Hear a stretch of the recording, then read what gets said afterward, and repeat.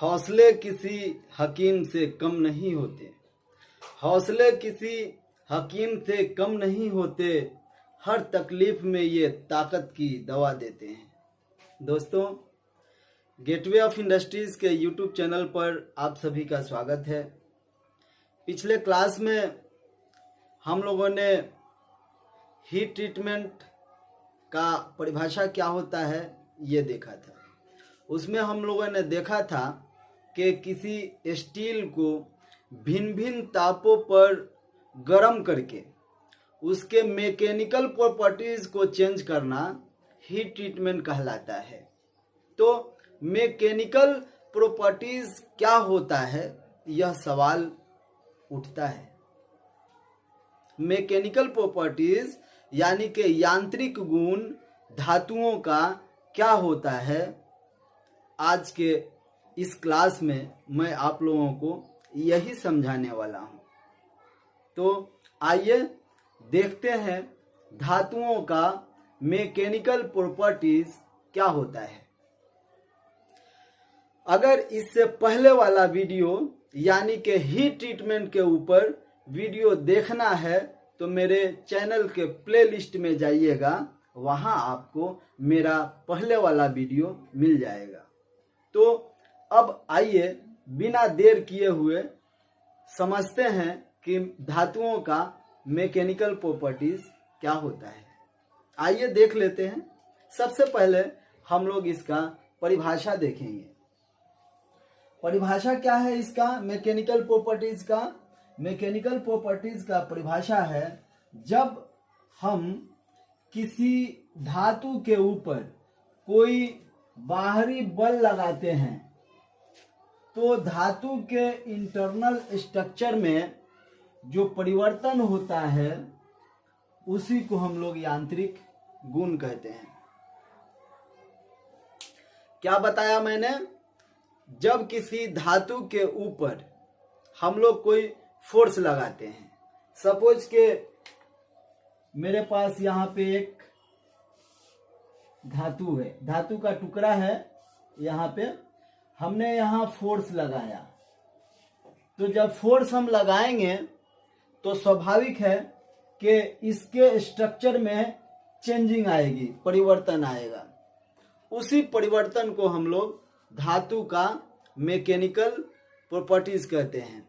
हिंदी में उसे धातुओं का यांत्रिक गुण कहते हैं।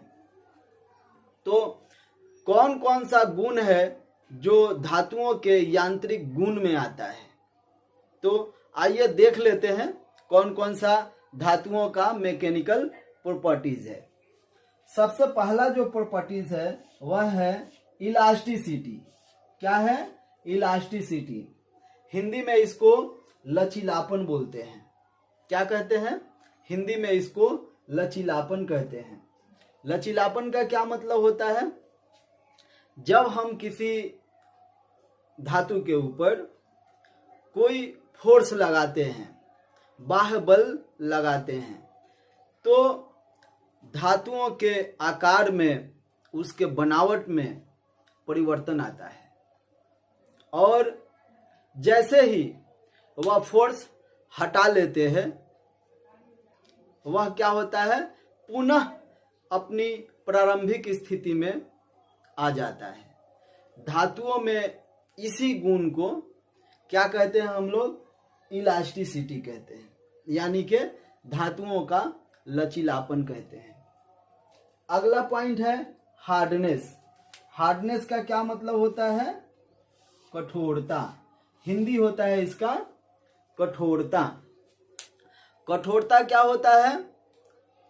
कठोरता जो है धातुओं का एक गुण है जिसके कारण इसे मोड़ने पे या ऐंठने पे या तोड़ने पे जल्दी टूटता नहीं है, टेढ़ा करने पे जल्दी टेढ़ा नहीं होता है।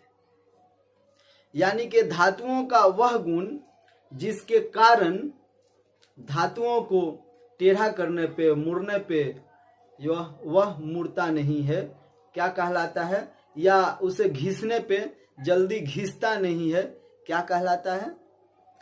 कठोरता कहलाता है। इंग्लिश में उसे हार्डनेस कहते हैं। इसी गुण के कारण कोई धातु किसी दूसरे धातु को काट पाता है। तो चलिए अगला पॉइंट देखते हैं। अगला पॉइंट क्या है? टेनासिटी।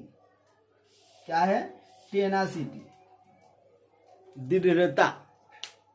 दृढ़ता क्या है? धातुओं का वह गुण है जिसके कारण वह बल लगाने से उत्पन्न खिंचाव को सहन कर लेता है और टूटता नहीं है। टेनासिटी कहलाता है। क्या बताया मैंने? धातुओं का वह गुण जिसके कारण वह बल लगाने से टूटता नहीं है बल्कि बल को सहन कर लेता है, टेनासिटी कहलाता है। अगला पॉइंट क्या है? अगला पॉइंट है मेलिएबिलिटी, धातुवर्धता, बढ़ने की योग्यता। धातुओं का वह गुण जिसके कारण हम उसे शीट में परिवर्तित कर सकते हैं। मेटल का बड़ा बड़ा जो शीट होता है, आप लोगों ने देखा होगा, उसमें हम लोग परिवर्तित कर सकते हैं।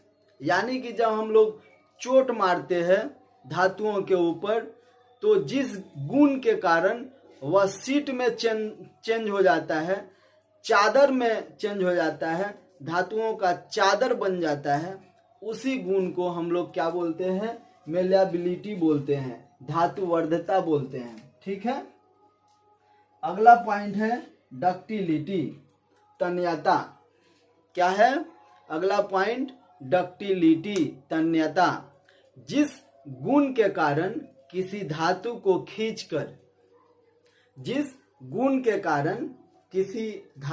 खींचकर तार बनाया जाता है, उसे हम लोग डक्टिलिटी बोलते हैं।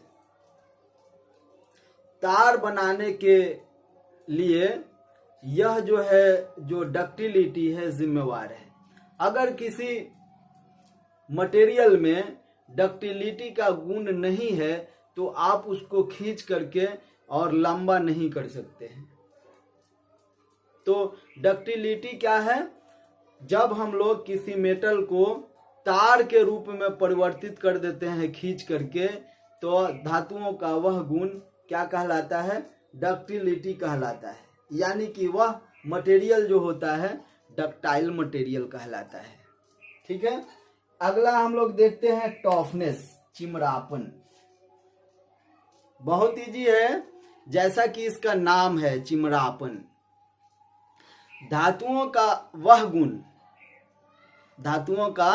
वह गुण जिसके कारण किसी मटेरियल को, जिसके कारण किसी धातु को हम लोग मोड़ देते हैं या ऐंठ देते हैं या बहुत सारा फोर्स लगा के इधर उधर क्या करते हैं, उसको टेढ़ा मेढ़ा कर देते हैं, तोड़ने का कोशिश करते हैं, लेकिन वह टूटता नहीं है।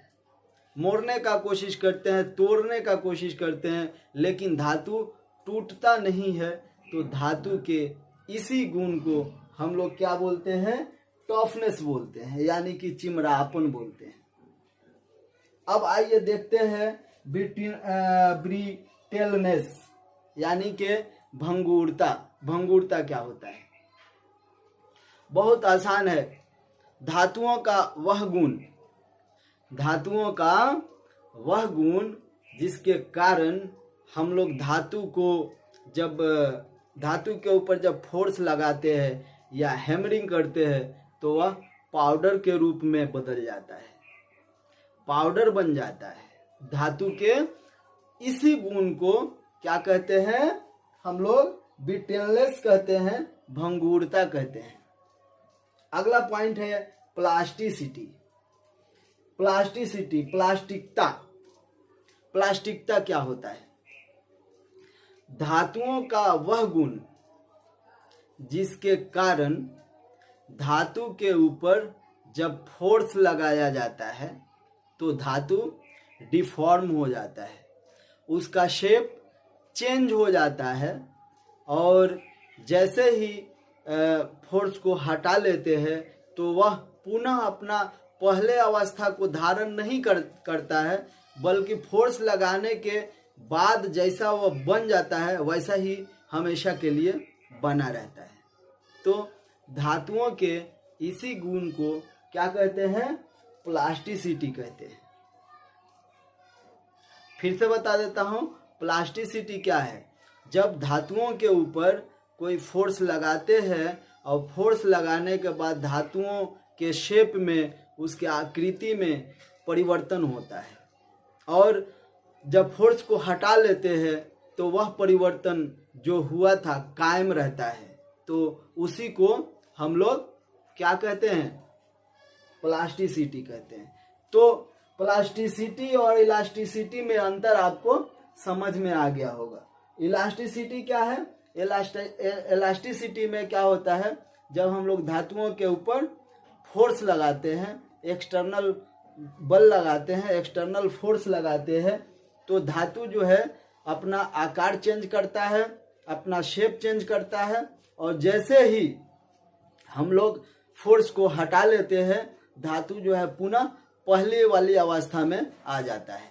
लेकिन प्लास्टिसिटी में अपना फोर्स लगाने के बाद ये अपना आकार चेंज करता है, अपना शेप चेंज करता है, लेकिन फोर्स हटाने के बाद वह शेप में पहले वाले शेप में नहीं आता है, बल्कि फोर्स लगाने के बाद जो शेप धातु का बना है उसी शेप में यह जो है प्लास्टिसिटी के गुण के कारण धातु जो है रह जाता है।